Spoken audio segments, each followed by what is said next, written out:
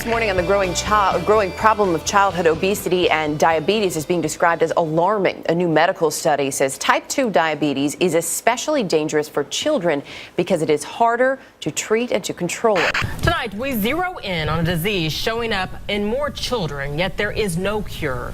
Type 1 diabetes. Childhood cases of type 2 diabetes have increased tenfold because of rising rates of obesity. We're seeing kids who have heart attacks at 20 years old. If we don't get a handle on this, what's going to happen is that we're going to get kids developing illnesses at a very early age. Diabetes. Diabetes. Diabetes. Diabetes. Diabetes. Our children are literally eating themselves to death.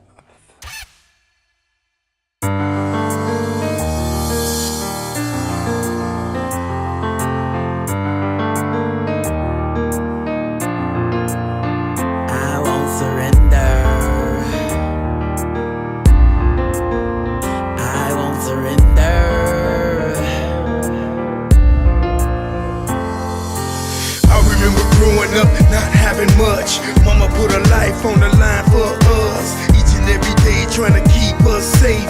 Based on my life, not supposed to see 21, 22, 23, 24, 25. I'm alive, I'ma strive to the day that I die. I'ma push, I'ma fight. Looking at my life, something ain't right. I won't surrender. I won't surrender. I won't surrender. And playing video games, that's pretty much it. What I usually like to eat for breakfast is pancakes, eggs, bacon, cheese, sausage, cereal, or with milk or pop or juice. What I eat for lunch is like pizza sandwiches, Hot Pockets. Some Subway. some chicken, some spaghetti, hot country girls, Doritos, hot dogs, and some sandwiches. For dinner, I eat like corn, mashed potatoes, Some noodles, raviolis, some White Castle burgers, tacos, Burgers, steak. chicken, sweet potatoes, mashed potatoes, and my favorite snack is hot country girls, chips, juice, and candy, and lollipops. I'm Dr. Prentice Taylor here at Advocate Healthcare, and I'm in one of the Advocate Medical Clinics now doing some volunteer work on behalf of the Concerned Christian Men organization. That a general problem that we have in many of our city communities, the so-called inner city communities, is that people don't have as much access to fresh produce and fresher, more nutritious types of food choices. Neither in restaurants or in fast food restaurants or in supermarkets. The problem is a lot of the corner stores and stores that are very easily available usually don't have as much choices. Exactly. And the produce that they sell doesn't tend to be as fresh. You don't have the variety of it. They may have some things like white potatoes or sweet potatoes or some greens, for instance, but usually all the different types of salad greens or kale or broccoli, asparagus, and all those things that come in season are usually not as available within the corner stores and the convenience stores. So that, in my mind, is what is an example of how we deal with food deserts in our communities. Okay. So since we're talking about food and we're kind of connecting it to like health and nutrition, have you ever heard of diabetes, heart disease, or hypertension? Yes. And how did you hear about it? My daddy told me when I was 5 years old because I used to eat a lot of hot stuff. So, Willie, you like to smile. Why do you like to smile so much, man? Because I'm happy. Because you're happy? What makes you happy? Because I'm getting recorded. Have you heard about diabetes or? Yep. Okay. Do you know someone with diabetes? Yes. And the person that you know, who's the person that you know that has diabetes? My aunt. How do you feel about it? It feels sad. You love your aunt, right? Yes. And you want her to be healthy, correct? Yes. Anything else you want to say? Just keep smiling, brother. We realized that the kids knew the term diabetes, however, they didn't know how it worked. And so myself and Mr. Riley and the Concerned Christian Man, we decided to show them a very simple video of how diabetes works how they can prevent it, and ways to manage it if they knew someone in their family did have diabetes. Sugar enters the bloodstream, but one of two things happens. Either the pancreas does not produce a sufficient quantity of insulin to match the sugar entering the bloodstream, or the body cells do not respond to the insulin the body is producing. In both cases, the result is the same. Cell doors remain closed, causing sugar to get backed up in the bloodstream. As a result, blood sugar levels rise. This creates several problems. Because sugars are not able to enter your body's cells, your body is not getting the fuel it needs. As a result, you may feel tired or fatigued. Your body may try to dilute the excess sugar in the bloodstream by pulling fluid out of your cells. This can leave you feeling dehydrated and thirsty. Most importantly, over time, exposure to high blood sugar levels can cause damage to vital organs connected to the bloodstream, such as your eyes, kidneys, nerves, and heart. If not controlled properly, diabetes can lead to serious complications, such as blindness, amputation, kidney failure, heart attack, and stroke. I need you guys to really pay attention. I didn't see y'all taking notes the entire time.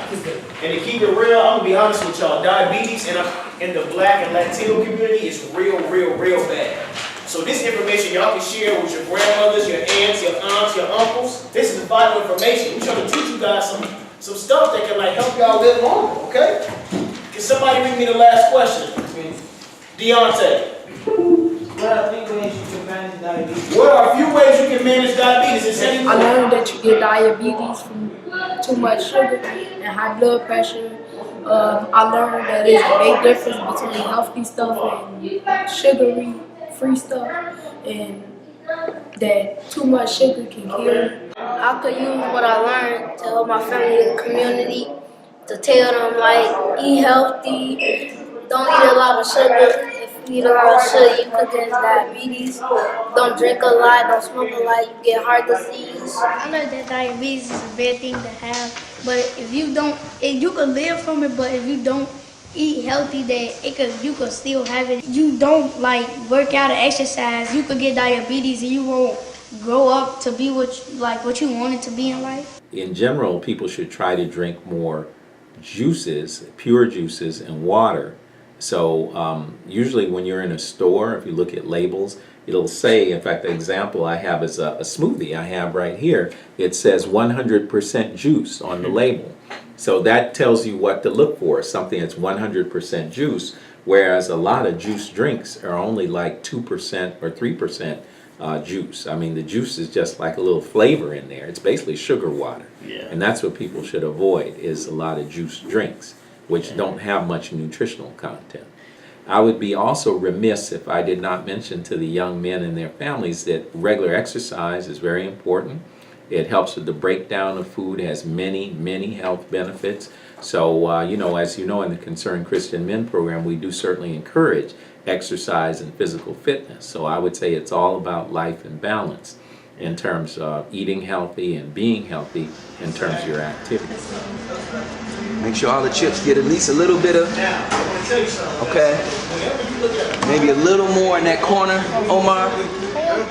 So really our goal with the Health and Nutrition Unit was to educate boys on the health outcomes related to diabetes, heart disease, and hypertension, and really expose them to the understanding that your nutrition, what you're eating, is going to affect your health.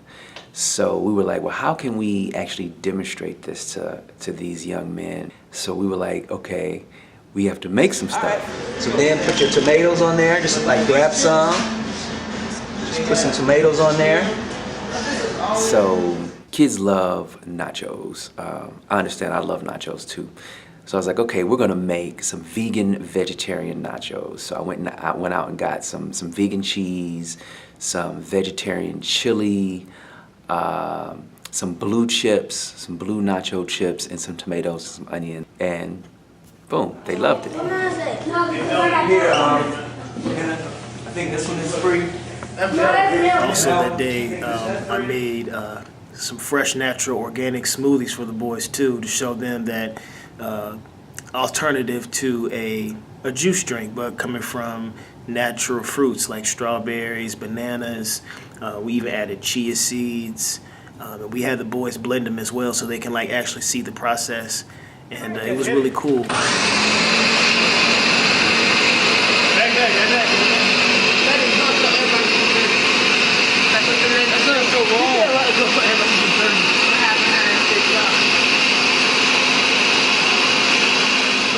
So if you guys had an option to have these type of smoothies in your store, would you purchase these things? And I'll pay you back. Now I want you guys to taste the hugs.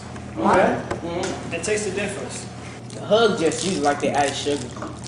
Also show them how to check and see if a product is actually good for you or not. There's an app called Fujicate, and I show them they can use their smartphones and scan the barcode of any product, and this app called Fujicate will let them know from a grade basis from A to F if it's healthy or not. So it was a really good lesson, and I think the taste test went pretty well. Thing I learned at this Boys to Men that everything that you pick up in the store isn't good for you, even though you think it's good. And that there are more healthier things that we can eat, and besides just things that can make us fat. Unhealthy nachos compared to healthy nachos, they taste around the same, but it's better value than the healthy nachos. So when I see somebody like drinking, smoking, and eating hot stuff, I'm gonna tell them, stop eating unhealthy stuff, eat healthy stuff. I wanted to take care of people in my community too. Right, looking at my life, something ain't right. I won't surrender. I won't surrender. There are 320 million people in America. There's 320 million people in America. There are 39 million African Americans. Now, 39 million African Americans, 10 million of them are African American children. It's like 3 million people in Chicago. Those 3 million people in Chicago, there are 987,000 African Americans. Nationwide, nearly 187,000 children are diagnosed with diabetes. 6,000 of those children are African Americans. Out of those 6,000 children, there are 300 in Chicago. 48% of children don't know they have it. 44.7% of African American youth with diabetes are either overweight or obese. Among those aged 15 years, 22.5% have high blood pressure. The answer is God made us and He made us eat the healthy food. Right, Kenny? Yes. God made us to eat the healthy food, right? Yeah. What did you say? So when we choose not to eat the healthy food, it's like there's a consequence for that. Just like running down the street if somebody throws the ball in the street. Understood? I won't surrender. I won't surrender. I won't surrender. I won't surrender.